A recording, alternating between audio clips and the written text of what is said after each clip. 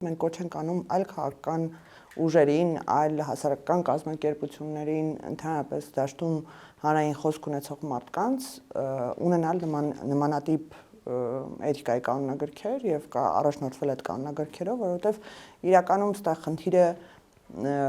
մեր ու ձեր կամ մեր ու ընդդիմության միջև չէ, մեր ու լրագրողների միջև չէ, այլ արանքում տուժում է ժողովուրդը եւ հանրային խոսքը եւ մեծ դիտող քաղաքացիները ես վստահ եմ ուղղակի այս 5 տարիների ընթացքում այն մեծամասնությունը, որ ուղղակի քաղաքականությունից զզվել է եւ այլևս չի ուզում նայել այդ բանավեճերը, զզվել է հենց այդ խոսույթի պատճառով եւ մենք կարծում ենք, որ մեր քաղաքացիները արժանի չեն լսել բարձր ամբիոնից կամ բարձր մակարդակի պաշտոնյաներից նման խոսելաձև եւ ես հույս եմ հայտնում, որ մնացած գործընկերներն էլ այսքան ընդդիմությունը եւ լրատվական դաշտը նույնպես կմիանան այս ամենին։ Ես հուսով չեմ, ես կարծում եմ, որ մենք ամեն ինչ պետք է անենք, որ այս կանոնագիրքը պահվի, կանոնագիրքը խաթարելու դեպքում կան ընթացակարգեր ներկուսակցական,